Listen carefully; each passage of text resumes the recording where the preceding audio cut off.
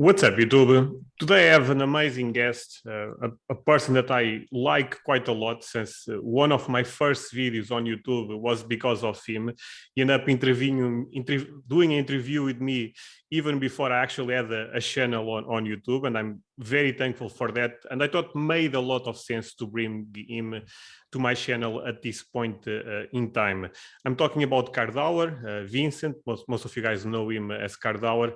And I hope today we have an amazing conversation. I have a couple of topics. We'll be very focused on the World Cup, since there is a lot of hype already around World Cup.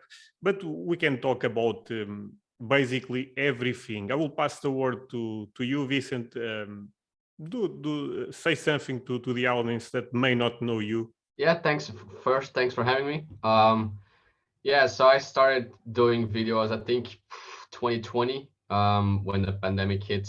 And I think for most people, that was an entry point into a different market, trying to figure out how to make additional money, maybe different kinds of money.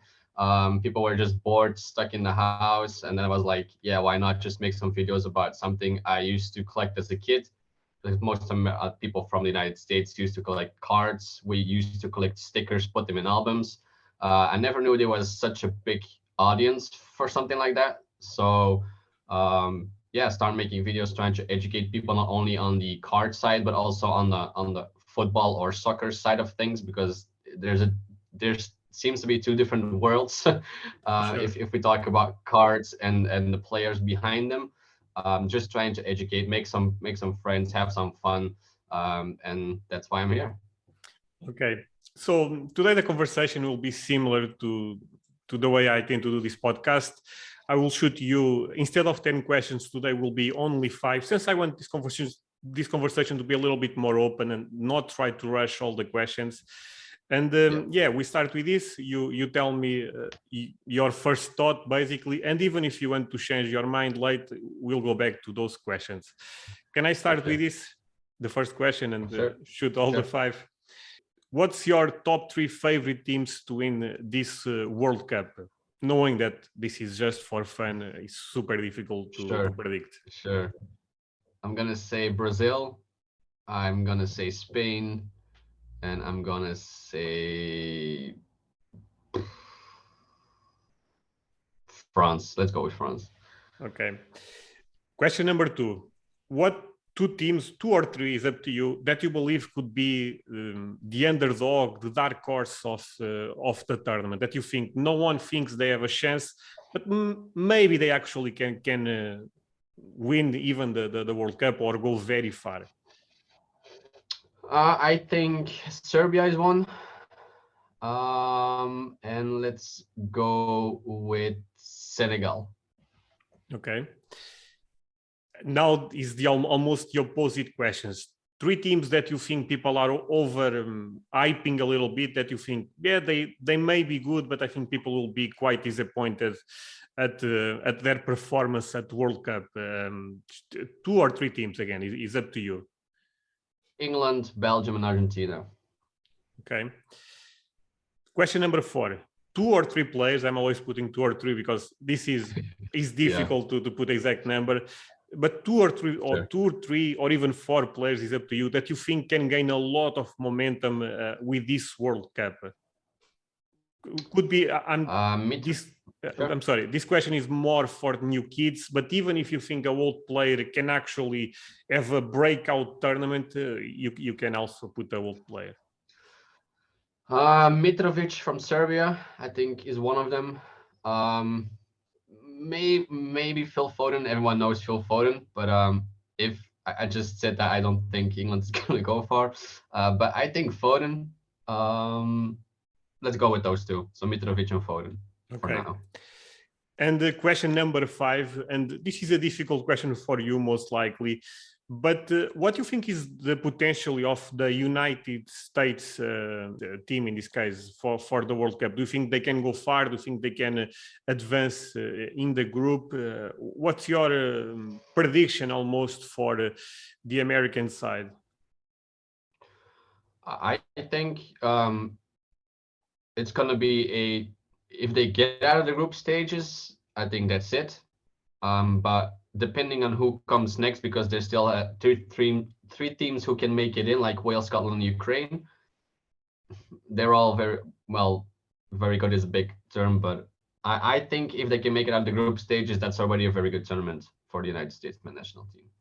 Okay, so those are the 5 questions. Now I will go back to the first one. And I end up asking you for your 3 favorite teams to potentially win this World Cup. You said Brazil. You also said France, and the other one was Spain, if I'm correct, right? Yeah. So let me share first my answer for this one, because I'm actually very in line with you on this one. I also think Brazil is the favorite. I think France is probably a close second. The spot number 3 is where I'm not so sure. You end up going with Spain, which I think there is some to be said, since I believe Spain is actually getting quite better nowadays. But I may put Germany, because I think Germany have more experienced players like Kimmich, Müller. I think Germany, again, I know Germany have been not playing that amazing lately, but I still think if they are on one tournament, they can be a problem for a lot of teams. But in general, I would say I actually agree with you. Share me your thoughts. You said Brazil first, and I also, again, I agree with you. I also think Brazil is the favorite to win this World Cup. Why do you think Brazil, in your mind at least, is the number 1 pick? I think they just have a very talented squad, a very good mix between, I think a little bit of like Germany, a very good mix between very talented players and young upcoming talents. Look at the names: Alisson, who's very seasoned, Marquinhos. They have Silva at the back. Then they have a good mix in the middle with Fabinho and Casemiro. So again, players who know their job. They've been in numerous big games in the Champions League as well. Have a lot of experience. Then up top, they have an upcoming Vini Jr. next to a Neymar. You still have Martinelli, who's very young. Coutinho is finding his legs again at Aston Villa. Anthony is playing amazing at Ajax. I just love the guy, Anthony. And then there's just a mixture between very good and seasoned players and upcoming talents. And I think that's 1, very important. 2, they're just a tournament team. I don't think they've missed a single World Cup in the history of World Cups. So it just carries on. And the only thing I worry about is that they always seem to lose. They don't lose a lot of games, but they do lose big games, and that's my only worry. They just lost the Copa America to Argentina. What was the one before? They lost to Belgium in the 2018 World Cup. I think they also lost 1-0 to Peru to qualify for 2016 Copa America. So they don't lose a lot of games, but they do lose very important ones. And I think that's my only issue with Brazil.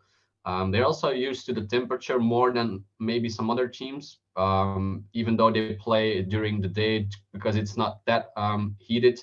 And probably these stadiums will have some kind of air conditioning. I don't know, but still, it's not only playing; it's also being there, walking around, doing everyday stuff that might be affected because of the heat.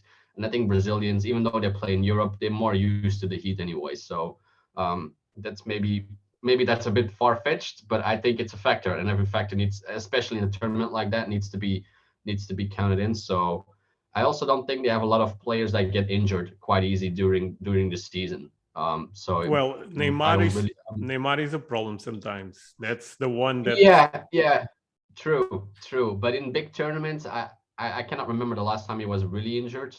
That's just me. Maybe I'm wrong.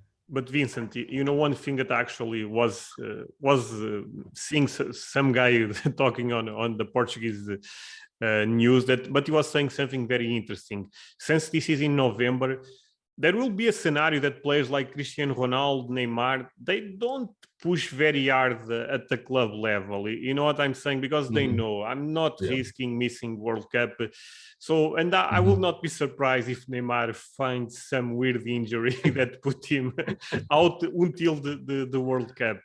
Yeah. But you actually said one thing that I agree quite a lot is they have a mix of experienced players like Casemiro, Thiago Silva, and they have new guys that are that they can potentially be key players in the future, even if right now they are still very young, like Antony, Vinicius Junior, etc. But for example, I'm a big fan of Antony also. I think Antony, actually, people don't talk about this, but Antony is the most similar player we had until now. I think he's very similar to Aaron Robben. If you look at the way Antony plays, he basically uses one left foot and does exactly the same thing. Pushes the ball inside and have that crazy volley is very similar to Robben. He's actually quite funny. And a lot of people don't talk about that, but if you saw both play, Robben, in my opinion, was better, since, again, Antony is still so young that who knows the future. But I also agree. I mean, I think Antony is very talented, and even if Antony does not play, Rafinha is another nice player that can make that position. And we see Brazil using Neymar as a 9, or what people say a false 9, and they put Vinicius Junior on the position that tends to be Neymar. But I actually like this idea of having Neymar playing in front, because Brazil strikers for Brazil are a little bit is what Firmino, Gabriel Jesus. They are good, but I actually like this trio quite more: Antony, Vinicius Junior, and Neymar. One thing that I think Brazil is a little bit weak, and I'm not sure if you agree with me on this one, I think the right back and left back is just okay. There is a scenario that Dani Alves can actually be the right back, and or Danilo. Or in the other side will be what? Maybe Alexandro. So not saying those are bad players, because those players are still quite good. But for Brazil, seems a little bit too weak. I actually think the central defenders are good. With Marquinhos, is one of the best in the world. Thiago Silva still plays amazing. And Militão is a super strong player to have on the bench. So I agree with you. I believe Brazil in general is probably the favorite because of that. They have a nice mix. And this Brazil, I mean, Brazil is always they only think about winning the World Cup. There is no second place for them. But I hope they don't face Germany. Otherwise, it will be a problem. And they actually can face Germany. I was looking at the brackets. There is a scenario they actually face Germany. So yeah. The other team that you said was Spain. On this one, I also would love to know why you think Spain can actually have a shot at this World Cup. Yeah, again, it's a tournament team. They need some games to get into the groove, to get things going. The only thing, again, with my concern with this Spain team is up top. You have a Morata who might show up, who might disappear. You never know. They have a lot of possession, but they tend to do nothing with it. They just keep the ball all game long, let you run behind it, and then hope that they find some kind of space.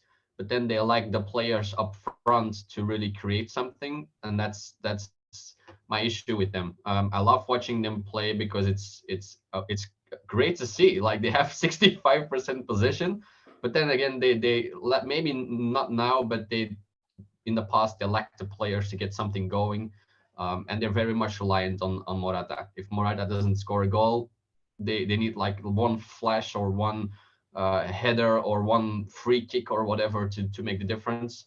But they're a tournament team. Again, they can cause a lot of problems to teams because of the way they play. So yeah, why not? I think Spain, especially with these, again, upcoming guys, talented players, I think people don't like to watch them play, but they get results. Hey guys, I know the conversation is good, but I have a couple of things to share before we continue with the podcast. Well, first of all, if you are watching this, I think this video deserves a like. This was a great conversation. So don't forget the like, don't forget to subscribe. And apart from that, there is two things that I would love to share with you right now. First of all, I have a Patreon community where I share 2 times a week exclusive content. I do a Q&A, for example, every Wednesday. In the last couple of months, and I end up answering more than 300 questions. So it's an amazing place to learn about the soccer card market and And I tend to say this: if you like my content on YouTube, there is a likely scenario you like my content there, and apart from that, you end up supporting my work. So feel free to check the link on the description if you want to join my Patreon. But let's say you can't afford $10, and that's fine. One thing that is totally free is joining my Discord server, and another amazing place to learn about the soccer card market. We are more than 400 members, and the community there is quite amazing. So both links will be below the video. Check both, leave a like, subscribe, all the good stuff, and let's continue with the conversation. And another thing that I also think is important is I actually believe Xavi being the coach for Barcelona can actually help this team a lot, because we already are seeing good signs on Barcelona. Barcelona is playing much better than when Xavi ended up picking the team. I honestly think Xavi is a genius, was a genius as a player, and I think, again, it's super difficult to predict the future, but I think Xavi will be a top, elite coach, actually. And this Barcelona is already showing good signs. Ferran Torres is starting to get into a groove almost. Pedri is playing even better than last season right now. So I also see a lot of potential with Spain, and I also like the coach for Spain. I think Luis Enrique is an amazing coach. Xavi doing an amazing job. So yeah, I also think Spain have a chance, but for me, I will put more Spain on the underdog, dark horse, even though Spain is always, of course, one of the favorites. But I agree. It's quite funny that you said France last, and most people maybe even put France at the top of the favorites. You know what I mean? But why? I could be wrong, but it seems like you believe more in Brazil and maybe even in Spain that you believe in France. Can you share why, or if I'm correct, of course? Yeah, sure. I would now.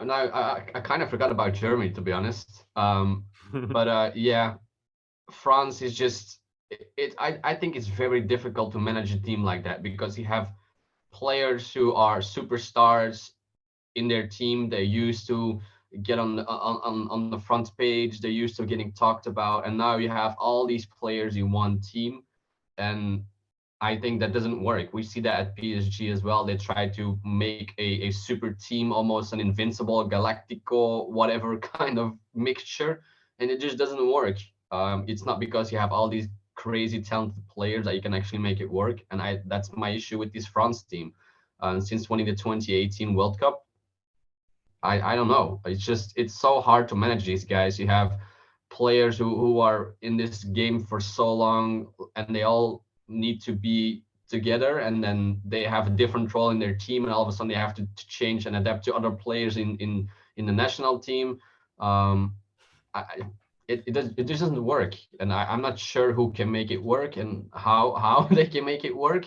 But seeing the group they're in right now with Peru, maybe Peru, Australia, Denmark, Tunisia, if they, again, they're a tournament team as well. They're not gonna stretch in the group stages to win every game 5-0. That's not gonna happen. They're gonna score 1-2 goals, shut it down, and just move on to the next game. That's how they play. That's how they will do it. That's just the way that they play. And then they will try to get something going towards the end of the tournament. But again, it's super hard to manage all these superstars. They all make crazy amounts of money. They're all superstars in their own team, and you just put them all together. And I don't think that's something great. That's just my opinion. I also agree with you that France is a little bit overrated. Of course, it's a super strong team, but if you look at France, certain positions are not that great. I mean, you can tell me that the midfield have Kanté, and Kanté is elite, no doubt. But what if Pogba is the Pogba of United? I mean, we are always thinking that will be Pogba for France is a different level of player, but could be can have a bad tournament. And what's the other midfield they have? Is what's the name of the guy? Rabiot. I mean, you know what I'm trying to say is nothing that impressive if you count, for example, Pogba as a United level. And if you look at the defense, is also just okay in my perspective. I mean, Varane, in the past, Varane was elite, was one of the best defenders in the world. Right now, Varane is very average. Again, can be a scenario that they play much better at the national team than they play at the club. Of course, there is always that. But if you look at the defense, even Loris, of course, very good goalkeeper. But I mean, those guys are getting old. And I also think France, knowing that Mbappe, Griezmann, Benzema, even Dembélé, all of those guys are very talented, no doubt, and they are still playing at top level. But I also think that people overrate a little bit France. France is very good, but if you look at the midfield and defense, again, for other team will be elite, but for what we expect from France, again, if you compare this France with 4 years ago, I actually believe 4 years ago that team was a little bit better. Even that Benzema is now on the team, but because Griezmann was, and that's another thing. Griezmann on 2018 was probably top 3 player in the world. Right now, Griezmann is not even top 10. So there is all of this stuff. But again, you can tell me, but Mbappe now is even better than it was on 2018.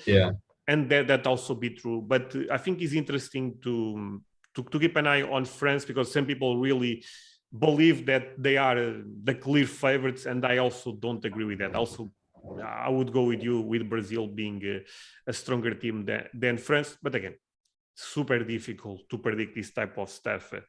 That being said, also just to add real quick, as you said, they have Benzema, Griezmann, they have Giroud up there, they have Mbappe.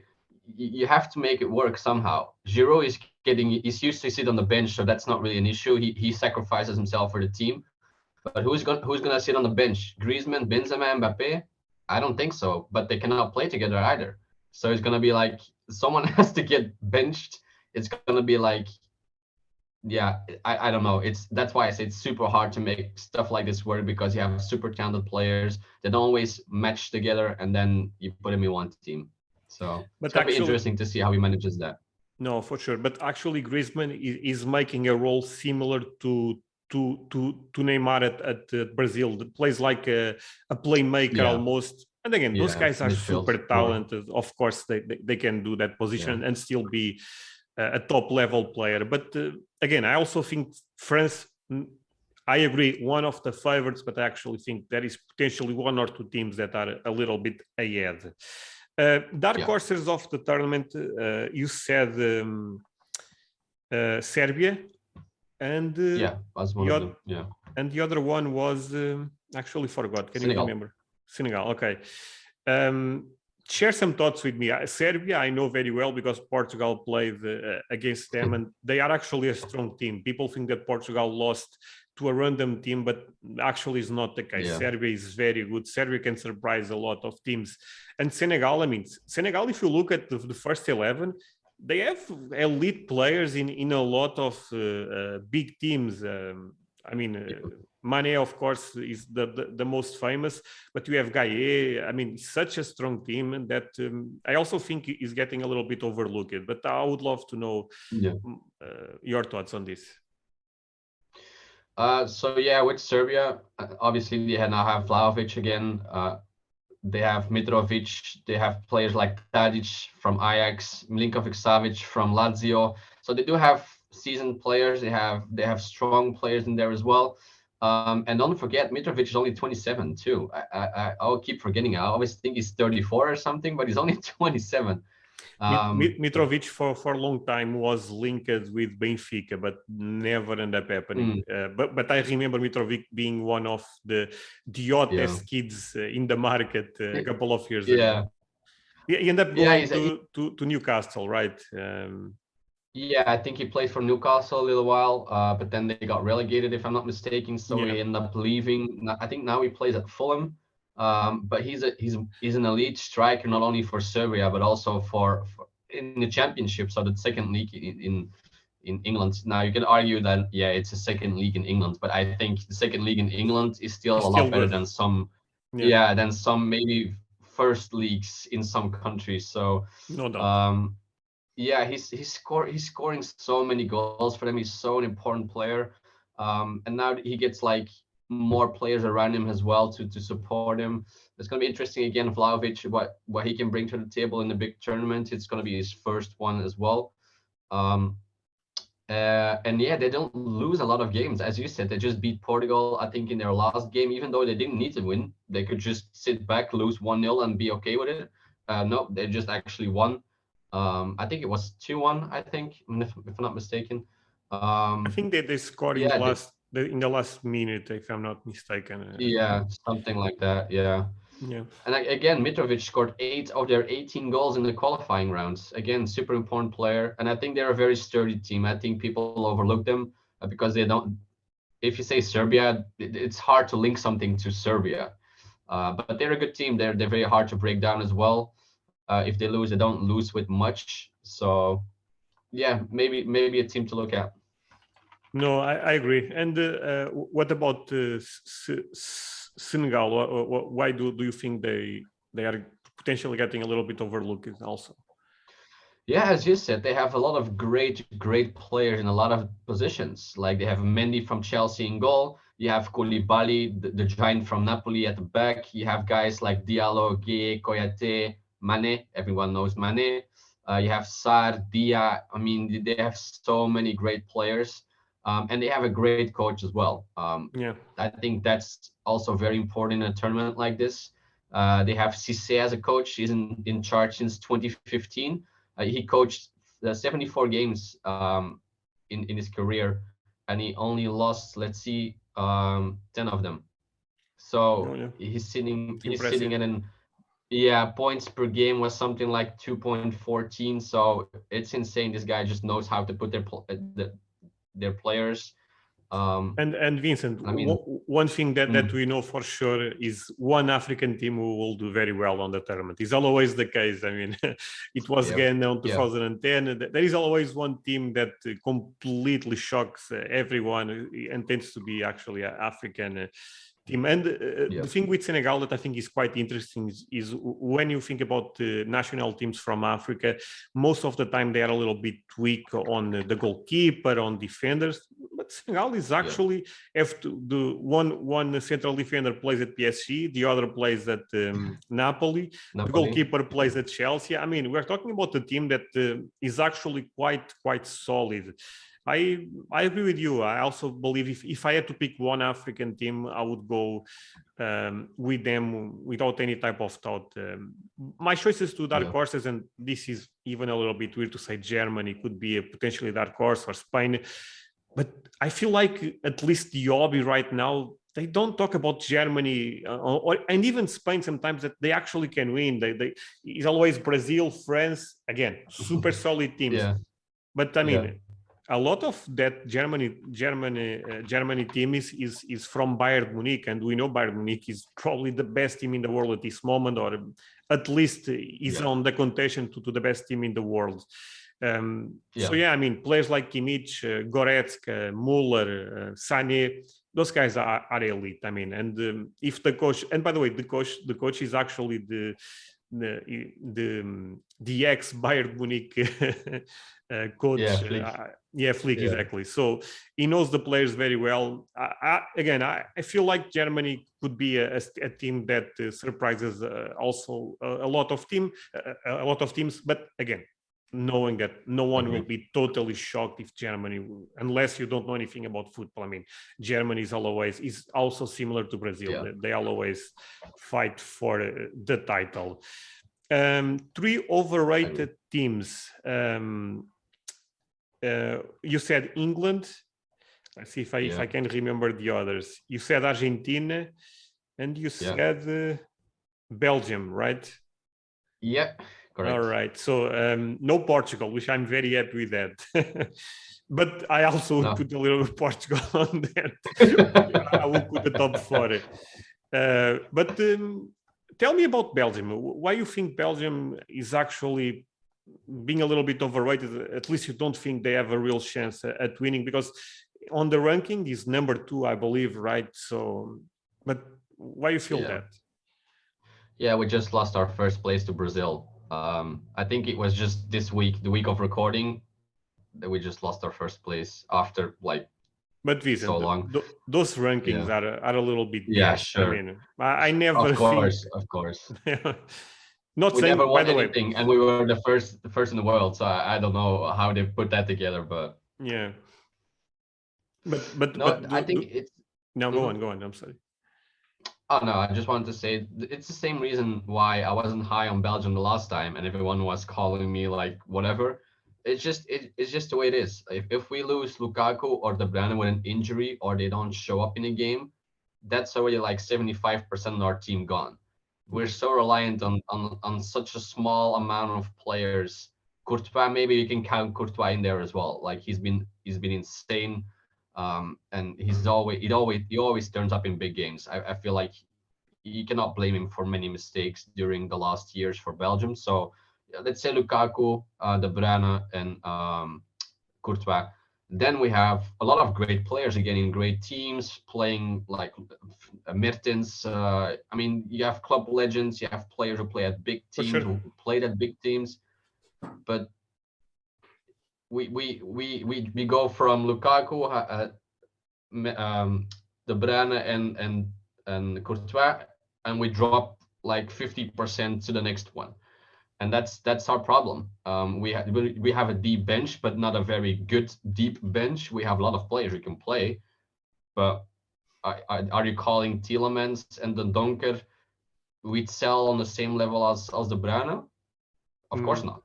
So we have a big drop off between our very good players and everyone else, and that's our issue. We if one player gets injured, we're done. That's it. I believe you guys had a strong chance 4 years ago because at that time Yeah. a lot of those players are playing at Hazard was still the man basically, and Yeah. even That Hazard was our yeah. even at that time was not in his prime. I believe his prime was 1 year before Before the term, yeah. but still, if you compare with Hazard nowadays, it's like night and day. And I felt like Hazard was the star that Belgium always had there. That you guys know that guy can actually um, Yeah. make a game alone, if you know what I mean. But Yeah. I think Belgium is still very good. I mean, but I also agree with you. I mean, I think their prime was probably 3, 4, 5 years ago. Right now, I'm also not so sure. I remember 4 years ago, I thought Belgium was probably top 2, top 3 to potentially, and ended up playing very well, if I'm not mistaken. So I also agree with you. Yeah. But what about England? Third place. Third Yeah. place we finished. What about England? Because there is a lot of hype around England. And by the way, I also agree with you. I think England is a little bit overrated. The coach, in my opinion, is awful. I don't like him. I think he basically looks at the team and he has no idea what he's doing.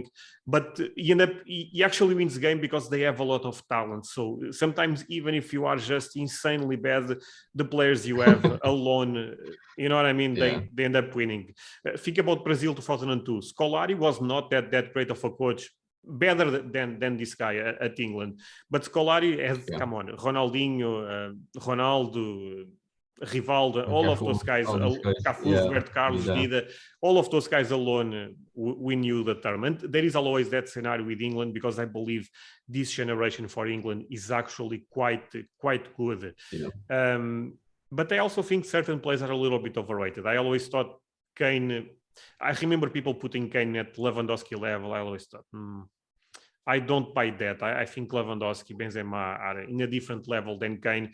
Kane scores a lot of goals for sure, but I mean, in the end, you need to watch with your eyes. And when you see Lewandowski and when you see Kane, I don't think he's similar. At least the way I look at the game, knowing that one plays at Bayern Munich, the other plays at Tottenham. But again, I'm actually curious to, apart from the coach, but why you think England could be a little bit overrated? Because if you look at positions, they are very good. I mean, I think it's their defense letting them down every single time.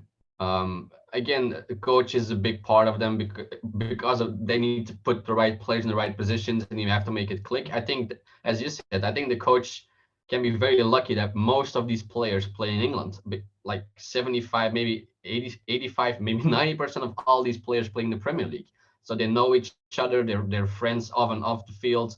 That I think that's his biggest plus. Like even though he's not a very good coach in my opinion, these players know how to play. They know how other players play because they play against each other every single year. They're friends, as I said. Yeah. But again, they're getting hyped up every single time. It's always coming home, and it never does. I mean, Sorry, England fans, but but I I think it's agree their with defense again. I agree with you. I mean, it's difficult to believe on this team when you remember Lampard, Gerrard, Scholes, Rooney, and Yeah, that team never won. And you look at that team and you think, come on, you have Lampard, you have Gerrard.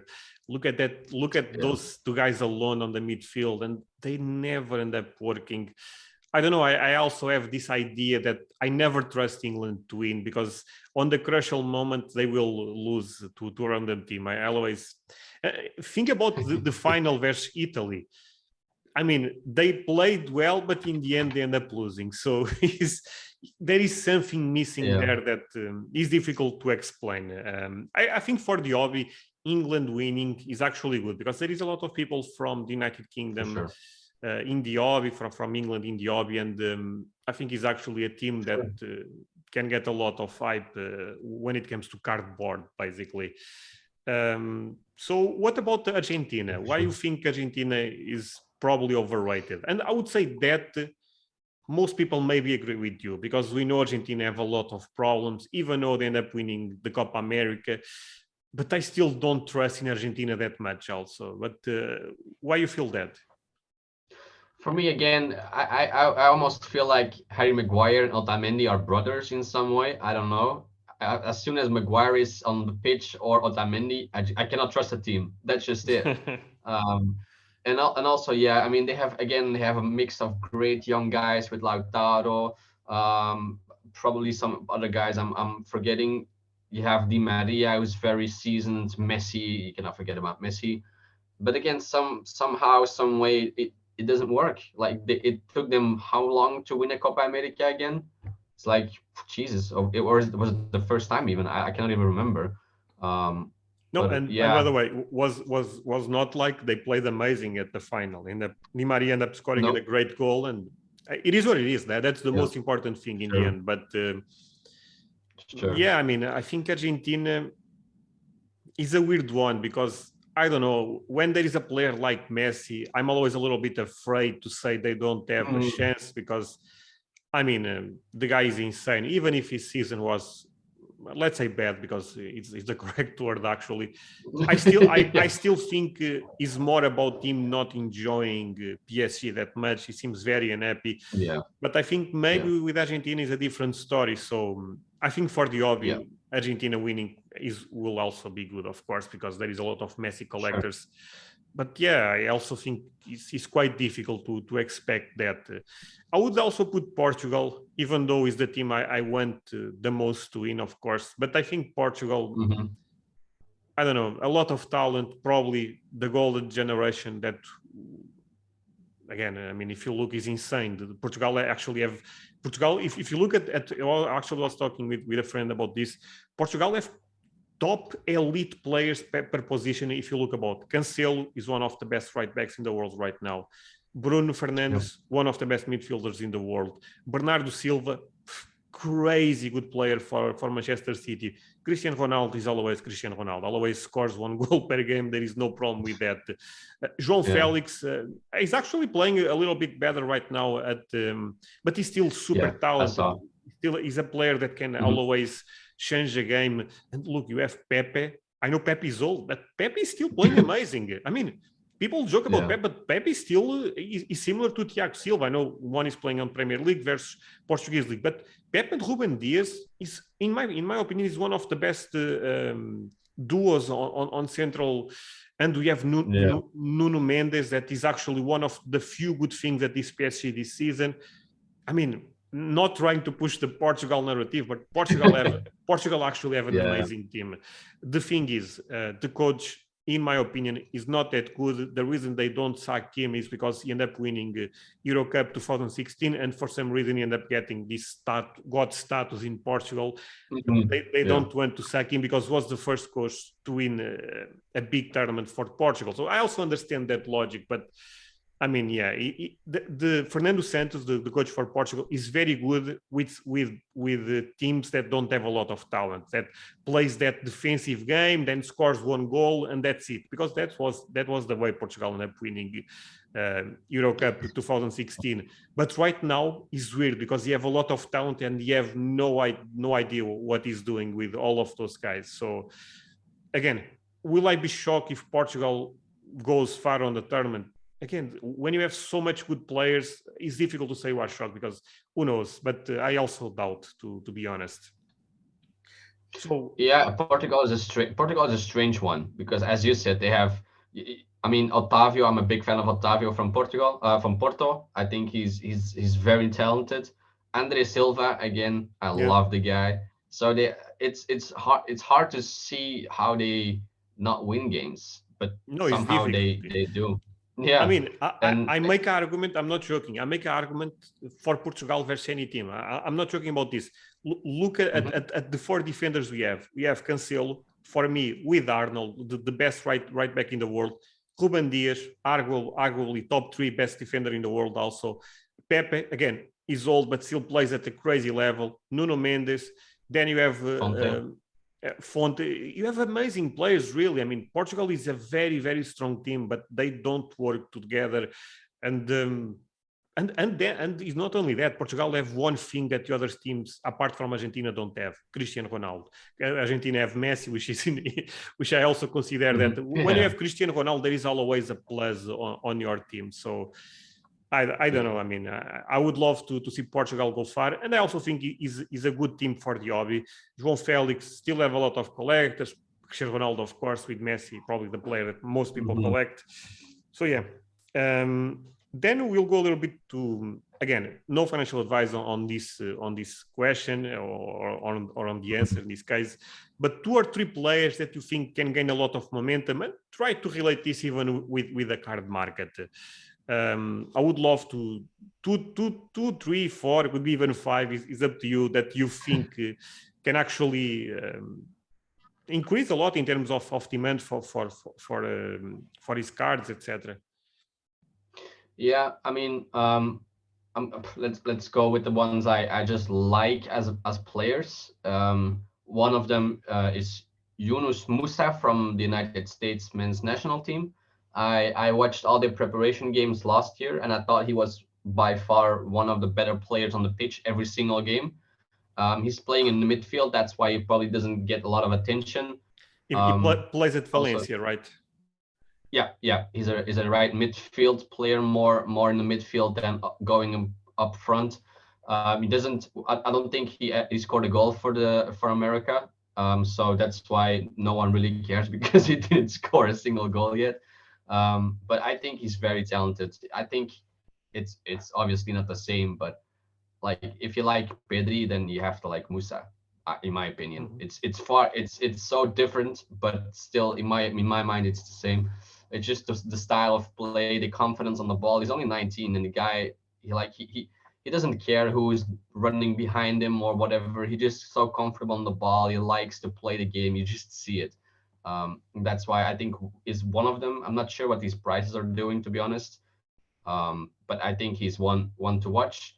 Another one, again, I just love the guy, Andre Silva. I don't think he's gonna play a lot since he's in this stacked Portugal team That's up the front. problem, yeah. Because I also Yeah, don't so think he's gonna play. Even he João might play Felix maybe like may not play. So yeah. So let alone Andre Silva, he might get like 25 minutes if they're one and they need a goal. They just put everyone on the pitch. Maybe that's his chance or shot to get like some attention. But I just love Andre Silva from the moment I saw him. Very good striker up front. Now I think he's playing at Salzburg or Leipzig, one of the two. I think it's Leipzig. Leipzig. Yeah, Leipzig. So again, he's only 26, so he still has a lot of room to grow. And he's a striker, so he can get attention if he's really getting into the groove, if he can find his feet.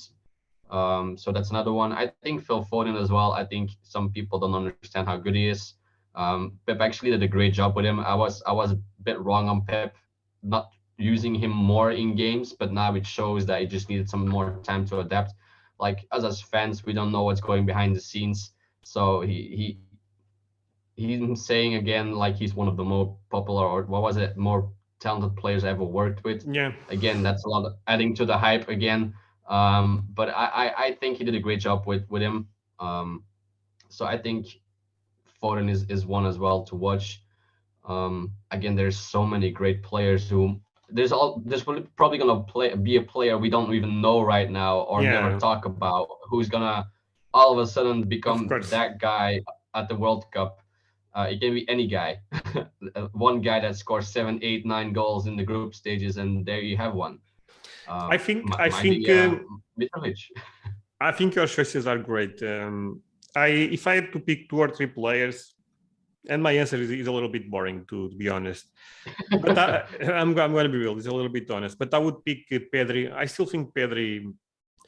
Again, Yes, for Pedri sure. is a difficult player to invest because it's difficult to imagine a player like Pedri potentially winning Ballon d'Or one day. It's difficult to imagine a scenario like that when you have Haaland, Mbappé that scores so many goals.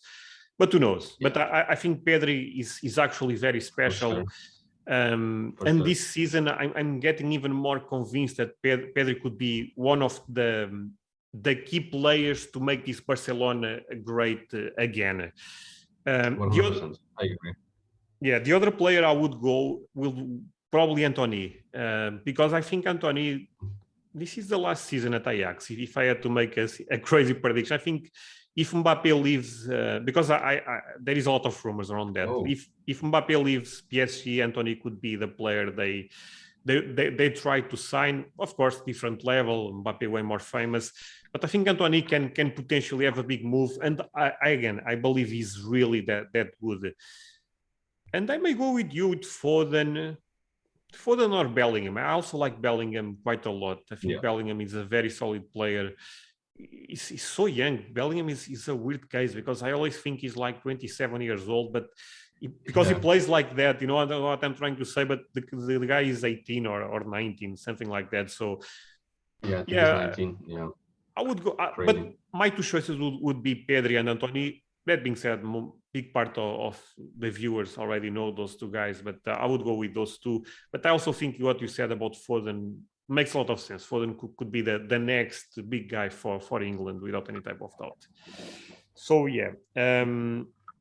Question number 5 was about the United States team, the potential you see on this team. And actually, before you answer, I want to say one thing. I know sometimes as Europeans we tend to make some jokes about the American team, and it's not because the team is bad or something like that. It's just, and even most Americans that follow my channel, your channel, know this. When you compare talent versus prices, sometimes does not make a lot of sense. I mean, Pulisic is a very good player, but Pulisic sometimes sells on levels of Cristiano Ronaldo, Mbappe, and Messi, and that's a little bit difficult to understand. In the other end, also makes sense because we know the American market dominates the hobby. But I would say one thing. I actually believe the American team is quite good. I'm not being ironic. I actually believe that. I think they have a lot of talent. Can they win? Of course, that's very, very unlikely to imagine a scenario like that. But I think that, for example, they can go. I believe the group is not that difficult for them. Not saying will be easy, but I can see a scenario where they can do very well on the group stage. And who knows? I mean, this is one game after that. I mean, look, Portugal on 2016, it was one of the worst teams on the tournament. That's the reality, and there is and they end up winning. I mean, so who knows? We tend to always think that there is no chance, but I doubt, of course, but who knows? Those things are so difficult to predict. Do you remember when Chelsea won the first Champions League? Chelsea was awful. Drogba alone was carrying the team, and sometimes stuff like this crazy stuff happen. I would say I think the American team is actually quite good. I expect a good tournament, and I think that's quite important for the hobby. I think getting people hyped about that, and the thing that they have that is quite good is most of the players are very young. So even if they don't win right now, which we agree that will be very difficult, but if they do well, they will go into the next one with big hopes because look, those guys are 21, 22. They will be at the prime when the World Cup will be in America. So yeah, I'm actually expecting good things from this team. And who knows? I mean, it's super difficult to predict. They can basically lose all games on the group stage. I will also not be shocked. I'm sorry. I'm being real because they end up losing to Costa Rica. So if they end up losing to Costa Rica, they also can lose to Iran and for sure to England or even Ukraine or Wales. It will depend, which I also believe will be Ukraine. I'm not sure if you agree with me on that. The thing but Vincent, the thing with Ukraine is who knows what that team is right now, because they have players at the war. So and mentally, who knows what that team will be at that time. So maybe it could even be Wales or Scotland. But if I had to pick one, knowing the potential, I think Ukraine will be the one joining them. But again, but because you always have strong takes on America, I always see your posts on Instagram. But be real, what do you think is the potential for this team, the American team? Yeah, first of all, I totally agree what you said about the Ukraine. If you just look at the team, if they would play in just a normal setting without the war and everything that's going on, I think they're the better team out of Wales, Scotland, and Ukraine. Now, with everything going on, I have no idea how they're gonna turn up, if they even gonna play, what the conditions are gonna be like. So let's say one team that can actually make it is Wales as well. I don't think Scotland is that good of a team. So let's say Wales makes it, and then you have England, Iran, and Wales against the United States men's national team, and I think England and Wales are already better than Costa Rica. So it's going to be, let's say if it's Wales, even if it's Scotland, I think that's going to be a very tough task for them, knowing that they just lost 2-0 to a Costa Rica team. Again, they could have lost 5-0 as well and still qualify. So that's not the issue. The issue is that you lose against not a very good team in preparation of a big tournament. And that's something I don't really like to see. But I totally agree with what you said. They have a very young team. I mean, I did some research before coming on because I didn't want to, like, I always have hot takes on America, but I just like to cover it with numbers and facts and stuff I see. But again, as you said, like, yeah, the center back is 25, right back 24, right midfielder 19, central midfielder 23. You have Pepe up there 19, Timothy Weah right wing at 22, Christian Pulisic 23. So they're not even in their prime. They are just born. they're just coming on the biggest stage, and it's going to be their first World Cup. A lot of them have never played 1 minute of Champions League minutes, whatever, not even in a team that qualifies for Champions League. So it's very hard to really gauge how far they are in their development, what they're going to do in big games, because in total with the team, with the first 11, I looked at the first 11 against Costa Rica. The total amount of minutes everyone together has in the Champions League is 5,500 hours, and 4,400 of them is from Pulisic alone. So you have a team who has zero to no experience in Champions League, let alone in big international games. So if you look at the full games played from the first 11, that's 269 games in total for the United States men's national team over 11 players. So again, not really that much. That's an average of 24 games a player. If you take away Pulisic, that's 23. So that's not big of a difference. But he's their by far most important player in terms of production. If you look at the average goals scored out of those 11, you have 3.36. Take away Pulisic and you have 1.6. So he's by far their most goal scorer. He's their most experienced player on the biggest stage, goal scorer, assist giver. Like, take away Pulisic out of this team in terms of numbers, and everything just crumbles down. Then you just have a team that is basically doing zip.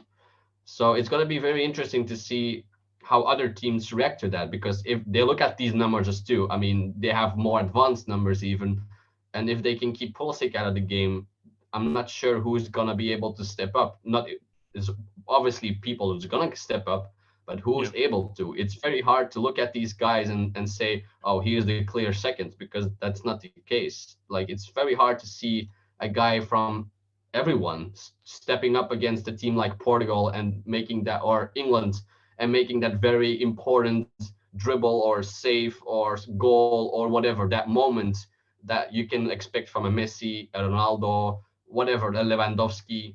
I'm not sure if it's not Pulisic is going to be able to do that. Also, everyone was very high on Pepe. And the guy, I mean, he's sitting at 3 goals and 3 assists in 8 games, which is pretty good. Yeah, But not three bad. goals and 2 assists, but 3 goals and 2 assists of those were in 2 games. So he's played 8 full games, 11 in total, but but basically his entire production was in 2 games. So what happens with all the other ones?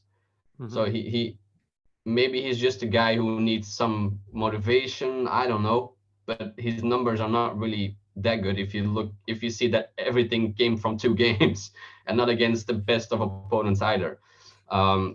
But again, you just don't know. They're such a young team, and let's be honest, the coach, even though if you don't like him, a lot of Americans, if they lose, they just shit. I'm not gonna swear. They just trash the coach. But this guy has coached 50 games and only lost 9. So I'm not sure what these American fans or people who invest in these players expect from a coach. But losing only 9 games out of 50 with such a young team, I think it's not too bad. So do you think expectations are probably a little bit too high at this point? I think that's the same issue as with England. I think they go hand in hand. England and America have the same issue. Their media, their everything around the teams is just too much hype. They put too much pressure on these players, and even now you see things. It's coming home for England, and you see the big push, and it's gonna be our World Cup for America.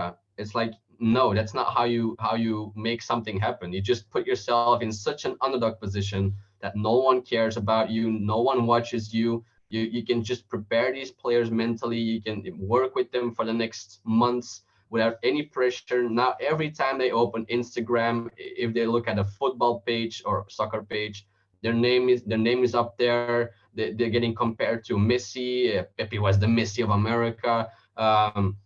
Pulisic is a LeBron James of soccer. It doesn't help with these young guys. They read that stuff as well. It doesn't help. It doesn't help at all. And I think that's the issue. It's difficult because I would love to see America do well, because that's actually the most important team at the tournament for the soccer card market. It's not Argentina, it's not Portugal, it's not France, it's America. And I also agree with you that they may have expectations a little bit too high at this point, because I saw people saying that I wish it's Portugal, that will be easy, and I was like, okay, calm down. That's, I mean, they seems like they. Wow. I was a little bit offended to say, because I see a lot of people asking for Portugal, that's easy, and I was like, I mean, come on. I mean, I know Portugal is not playing that well, but Portugal is not easy for America. England is not easy for America. They sometimes a reality check is also important. In the other end, I mean, I kind of like guys like Pulisic. I think Pulisic is a good player, honestly. I mean, do I think Pulisic is level of Salah, for example? No, but I think he's a very good player. I like Reina. I know you have a lot of problems with injuries, but I like the kid. Again, it's a weird situation because I'm afraid they also can get a little bit disappointed at the World Cup. But I also can see the other scenario, that team being so young. And Vincent, sometimes it's about momentum, right? If they do well, they gain a lot of confidence. They, let's say, instead of, I don't know, they play versus Uruguay, for example, which again is favorite, but he still could be competitive, for example. So many things can happen that I think if I was as an American fan, I would be optimistic, but I will also have a reality check in terms of winning World Cup, stuff like that. And to be fair, I don't believe that at least big part of my viewers that watch me from America believe they can win World Cup. But they also can. I think the first goal should be do well on the group stage. And apart from that, look, who knows? I mean, those tournaments, that there is always a team that shocks everyone. Maybe it's America. You know what I'm trying to say? So, yeah. But again, I also believe that if they keep doing a great job with this team, so much talented, on 2026, they will not be favorites to win the World Cup, no matter what. But maybe they will be a team that people will be way more scared than they are right now. You know what I'm trying to say? Because look, who knows if Pulisic will be a key player for Chelsea at that moment? Who knows if Reina will be playing at Bayern Munich, for example? All of those scenarios can happen, you know. But yeah, in general, I would agree with you. I have a lot of viewers from America. You have a lot of viewers from America, and I say this 100% being honest. I hope America does well on the World Cup, because that will be the best scenario for the hobby. If they play versus Portugal, well, in that case, I don't care. I hope Portugal crushes them. But apart from that, I hope they do very well. So yeah, I mean, when I'm talking their more, first game is against England, if I'm not mistaken. Yeah, so that's interesting. I think you're very right on that one when you said momentum is big, especially in tournaments. If their first game is against England and they lose 4-5-0 in a very dominating way, it's gonna be very interesting to see how they bounce back against the other two. We're not sure who the fourth one is. But if their Vincent, first game is against England and they lose 5-0. But Vincent, you know what? I actually think America is a great team for them. I'm not saying they will win, but I think England is that team that can actually lose a random game like that. I don't trust in England. Yeah, you know what I mean? I think if they play versus Spain, versus Brazil, that will be a little bit more problematic. I'm not saying that England is not a favorite, because I also think England most likely will win that game. But there is that factor that they tend to choke a little bit in crucial moments, even being the first game. But I don't know. I mean, if you tell me that they end up drawing 1-1 or United States won 1-0, I will not be that shocked. I don't trust on this England team that much. So I actually believe they end up getting, if you look at all the teams, that one of the teams that was, apart, let's say Qatar probably was better, but I think that the England team is actually an interesting team for them. But yeah, I mean, it's going to be one of the biggest games in American history if they win or even draw against England. That's going to be such a very important game for them. That's why it's going to be, again, it's going to be very interesting. You have a hype team in England, a hype team in America, and they play each other in the first game. That's, if that ends up happening, the whole world will be watching that game, just because it's such a hype train, and one of these two trains is probably going to crash after the first game in the group stages. So, but don't get me wrong, even though I have my strong opinions about the American team, I obviously I want them to do well for the hobby. Like that's a whole different conversation. Like if they do well, a lot of new people come into the hobby, and players like Pedri or Musa, who don't get that much of attention, have a chance. Muller as well. He's a great player, but no one cares because they don't understand the position he position he plays. We didn't just need more people in the hobby, and then we have a chance of these players. I agree with you 100%, but not exactly related to this, but also related to this. I have a weird feeling, and this is again just a feeling. I don't know. I feel like this is Brazil World Cup. I have this strong feeling for some reason. I think if you look at the Neymar story, it makes sense Neymar winning right now. You know, because Neymar, so many people give him crap. Neymar is an amazing player. People, for some reason, they think Neymar is a regular player. Neymar is not a regular player. Neymar is an amazing player. If you look at the last 10, 20 years, I think you can make an argument that Neymar, if you don't count Messi and Cristiano Ronaldo, with Lewandowski at this point, probably one of the best players that we saw. But I don't know. I have this feeling that Neymar can actually play amazing on this World Cup. It's again, I have no data to back this up. You actually did an amazing job with the American team. I was very impressed. It's just a feeling that I have that this could be the World Cup for Brazil. I don't know why. I feel like seems in my mind makes sense Neymar winning this World Cup for some reason because of all of his. I also saw the Netflix show and they talk about that, and I don't know. I got that feeling this Brazil can actually do it. But again, who knows? France. Funny stuff. France and Brazil, if they go first on the group, and I think that will be the scenario, they only face each other on the final. So, I mean, I don't know. It could be the case. And by the way, the Brazil side is easier than the France side. Interesting. I don't know. It's just a feel. Look, maybe Brazil end up being the worst team on the tournament, and people will make a clip of this, and I will be a completely fool.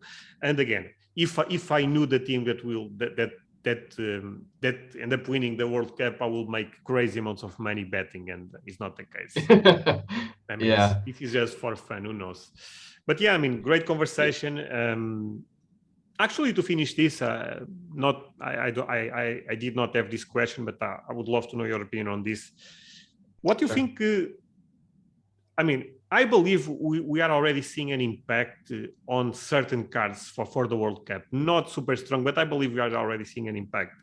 But do you think things can get a little bit crazier on summer, for example, with no season, Mbappe going to Real Madrid, people or potentially going to Real Madrid, people speculating now for the World Cup. What do you think about that? I will share my perspective very quick with you. I actually believe that could be the case. And the reason that I have for this is actually quite simple. I think around summer, PSA should be okay. Beckett should also be okay. And I think the grading game being 100% or at least people having cheap options to grade is very important for the card market.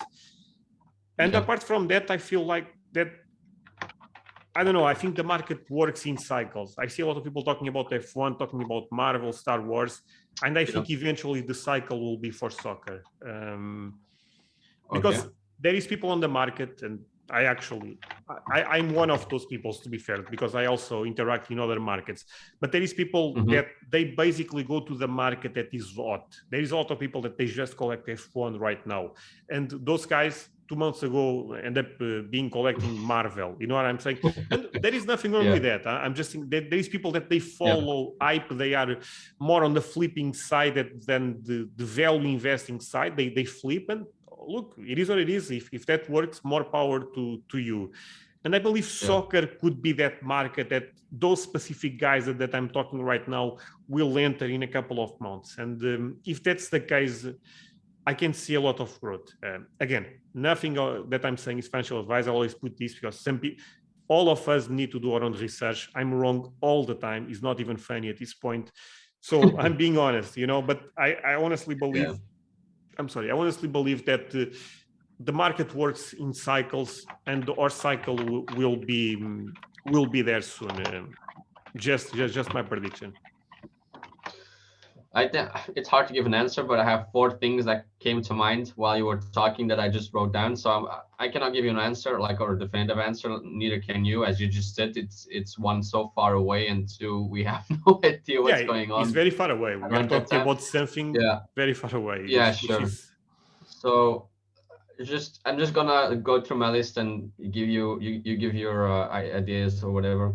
So the first thing I'm gonna say is we had the exact same thought about the Euros. Everyone, I think a month before the Euros, was saying this is it. Now the market is going to explode. This is what we need, especially just after the pandemic. The market was with the Prism boom and all of that stuff. Everyone was like, yeah, this is it. This is the first big tournament after the boom.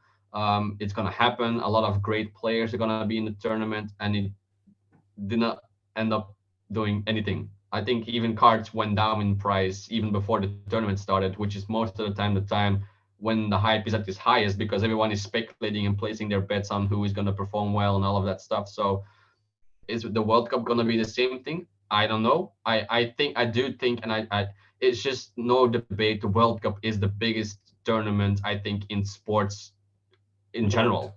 No doubt. So this is a different kind of beast. If we're talking about a different kind of beast, the Euros is nothing compared to the World Cup. So in that case, I do believe that we might, just because it's the World Cup and now England, America isn't there, it can really be a different case. Two, it's at the end of the year. It's in winter. And it's also, I think it's November it's getting played. Yeah, So I'm not sure how yeah. much money people have to speculate on these players with end of the year in sight, with presents and all of that stuff. I'm not sure how it is in other countries, but sometimes that's also when people have the highest bills because it's cold outside and people put the heating on more and stuff like that. So in terms of bills and presents, how much money is there left for cards? Now, you could argue that these presents are gonna be cards, so that's a different kind of story. But I'm not sure if people have so much money to spend on cards. I'm not sure. That's just a thought that came to mind. Also, transfers, as you said, I have no idea how the market is going to be back then, because the transfers that happened before in the summer, like people are like Mbappe, Haaland, if they end up making that big move, how much more can these cards go up by winter if they go to the World Cup? Maybe they came down again, and that's their time to get back up. I don't know. It's just a thought I have. And my fourth point would be, especially for the people living in the United States, what other sports are getting played around that time?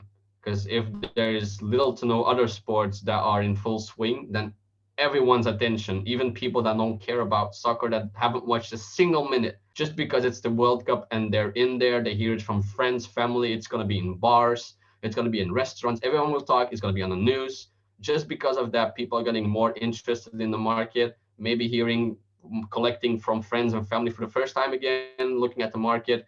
But if around that time, especially in America, there's nothing else getting played, it's gonna be crazy. I think it's gonna be insane. It's I obviously 2026 is in America, so that's another different story. But I think this can show you what an impact American people can have on the market if this ends up going our For way. sure, for sure. That's the four things that came to mind. I would say one thing. I agree with some things you said, and I disagree with a couple. Sure. I think what you said about the euro, I agree. I mean, I was one of those guys. I was saying the state of the market is more important than the event. And at the time, the state of the market was awful. It's not just, and the euro is not the World Cup. There is also that I totally agree with you. Yeah. In the other end, I think both scenarios are a little bit different for one reason. At the time when the Euros was going on was when PSA was closing, Beckett was closing. So was this, there was a weird tension on the market, and we ended up riding a crazy bull run that we saw was getting to an end, and the end of that ended up coinciding with PSA closing, Beckett closing, etc. So there was a lot of bad things happening in the market. Right now, I don't think we are facing another bull run by any means, but I think we are way more stable. And when you are way more stable, again, things can always keep going down because we can predict the market, but there is also the other scenario that we can start seeing another boom. And I would say one thing. I agree with you that at the end of the year is not the best time to spend money.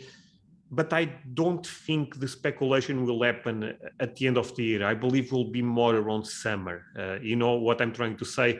I believe at that time should be when you should try to sell, or even 1 month before the World Cup starts. Again, it's so difficult to say. Who knows? I'm very confident to be. If I had to put a guess, I believe we'll see a good increase around the summer, World Cup time, whatever. Around those times, I believe we'll see an increase. But this is a good test for the market, because if we don't see an increase with PSA opening again, but again, I mean, we live in a weird time right now, because think we had COVID. COVID seems done. I mean, it's not done, but at least seems under control. But now we have a war. So you know what I'm trying to say? I mean, this is not a normal time in the world. We are living, and that there is recession, inflation. There is so many things that, and I believe all markets work together. If the crypto market is doing well, if the real estate market is doing well, if the stock market is doing well, eventually that will reflect into the collectible market. And if soccer will be the market that is hot at the time, we'll see an increase. But the thing is, if, you know, we don't know for sure. If I had to make a wild prediction, and I say this all the time, no one can predict the market. But if I had to predict the market right now, I'm actually very confident that the World Cup will have a positive effect on the soccer card market. But this is a message that I leave to all my viewers.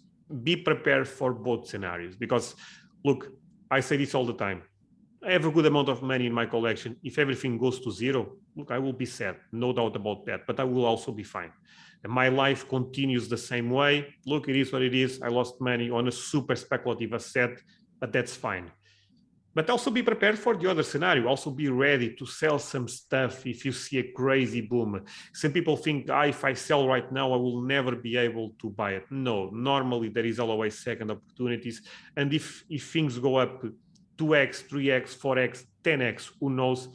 That's a good sign that you should take some money out, because eventually we will be able to re-enter the market. There is a famous quote that people say that you make money on when the market is down, but you take profits when the market is up. And I agree with that quite a lot. I mean, right now, I think it's a good time to be buying, being honest. Can things go down more? Look, there is always that scenario. But if you believe in the market, buying in a market that is down, I think makes sense.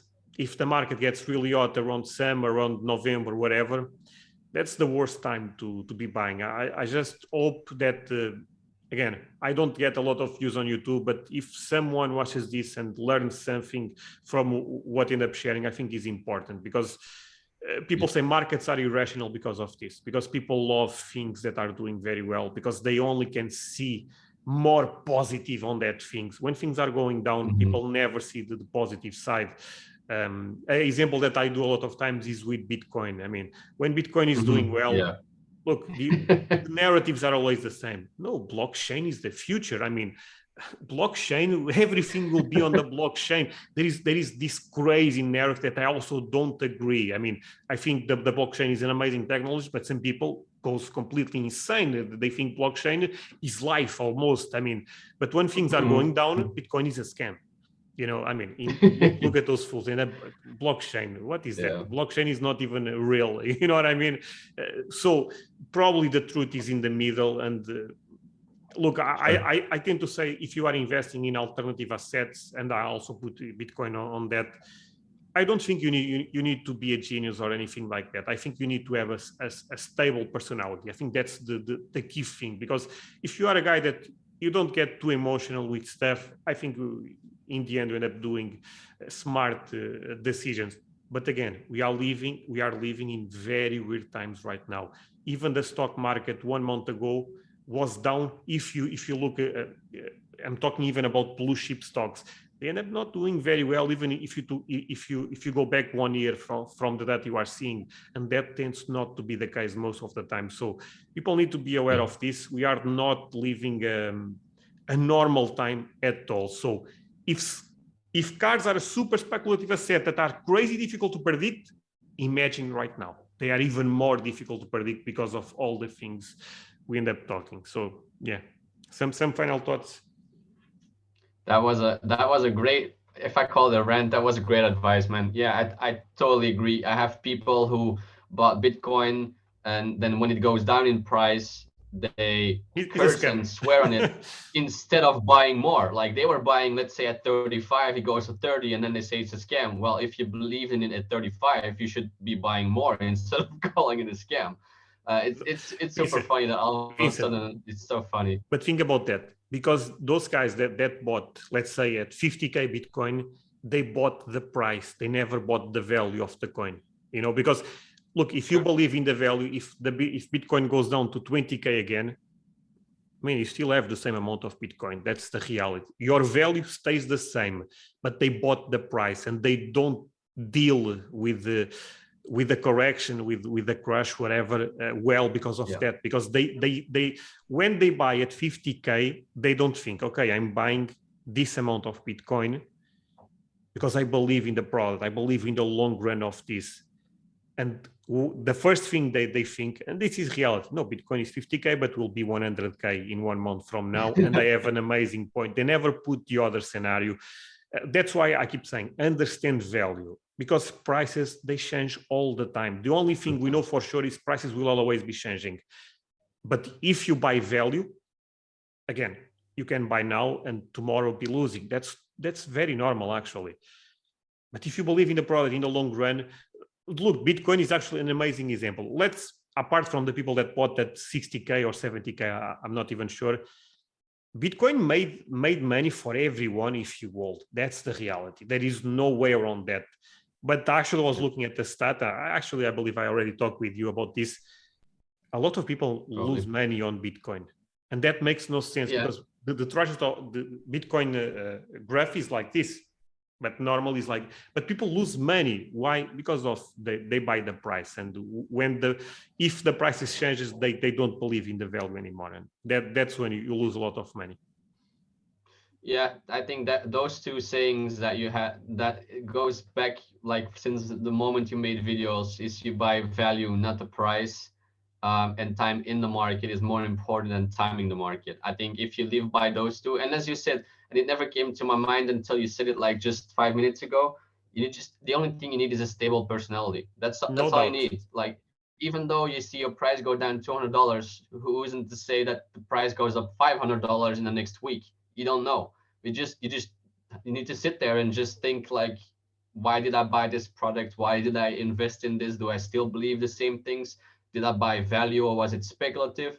If the answer is, if he can explain every single reason for why you bought it, then you just hold on to it and wait till the market reacts to something, returns to normal, whatever the case may be. If you make rash decisions, then you're gonna lose money, obviously, and that's no sadly doubt. what happens to most people, I'm afraid. Yeah, and the thing about that is, people say rich people get richer, and that's true. And the thing about that is, when you are not rich, you tend to take bigger risks because you feel that you are too far behind. You know what I'm saying? And that's an awful thought, honestly, because you still should do smart decisions.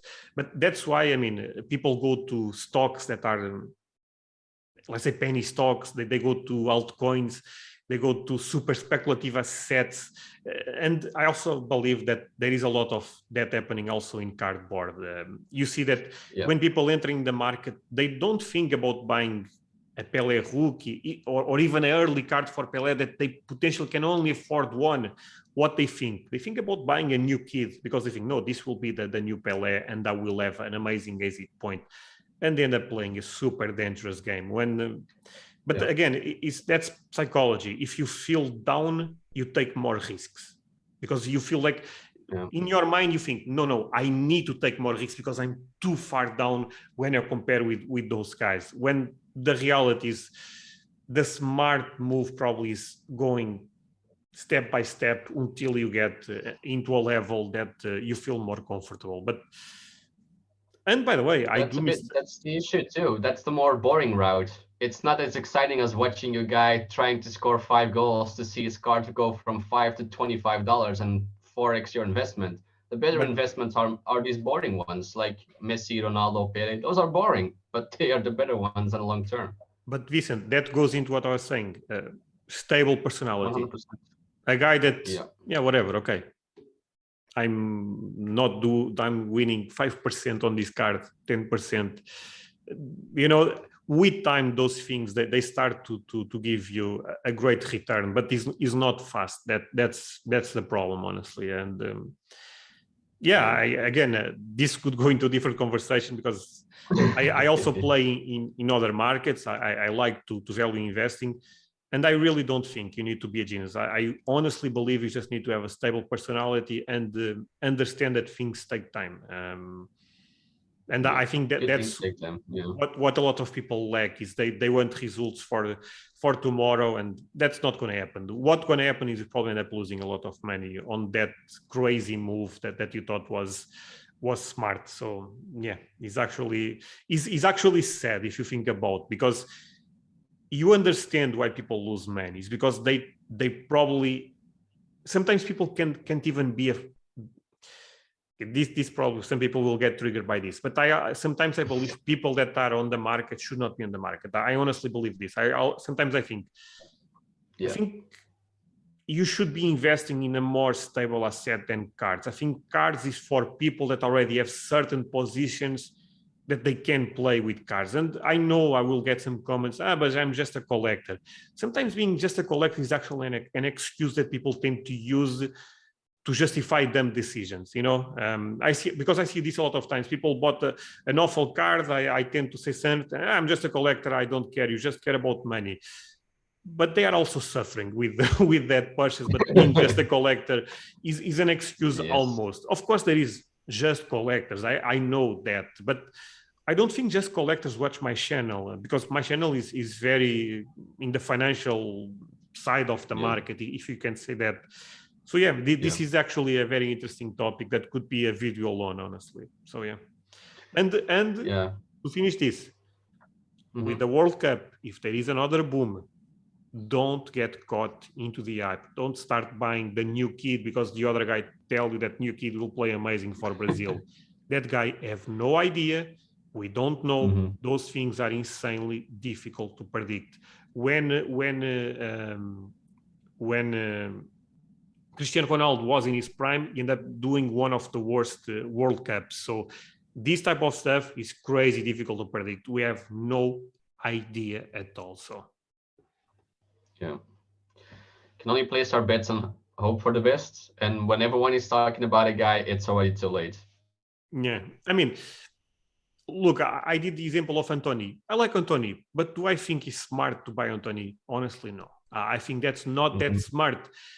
But again, because that's the way I approach the market, I tend to buy a player that I already feel that is undervalued in the long run. You cannot buy Anthony and say he's undervalued in the long run. You cannot do that because you don't know the long run for that guy. But if you buy Muller, for example, so Muller is undervalued for the long run because we know what Muller already did for Bayern Munich. We know the stats for Thomas Muller, but you cannot buy Pedri or Anthony, even if I believe those guys will be very good. But you cannot say those guys are legends or something like that. You cannot say that because that will be a lie. So yeah, I'll always people should be careful with that without any type of doubt. So yeah, totally agree. Vincent, thank you so much for this conversation. I thought it was a very good one. And yeah, I hope to see you do more videos on your YouTube channel because you have been doing a pause. There is actually a new video also talking about World Cup on your YouTube channel, which I think people should check out. I'll put I'll put your Instagram, your YouTube channel on the description, and I think people should give you a follow because that may potentially motivate you more to do more videos. I know that's important because I also think that way. So yeah, thank you so much for your time, and yeah, thank you. Bye guys. Thanks for having me, man. See ya.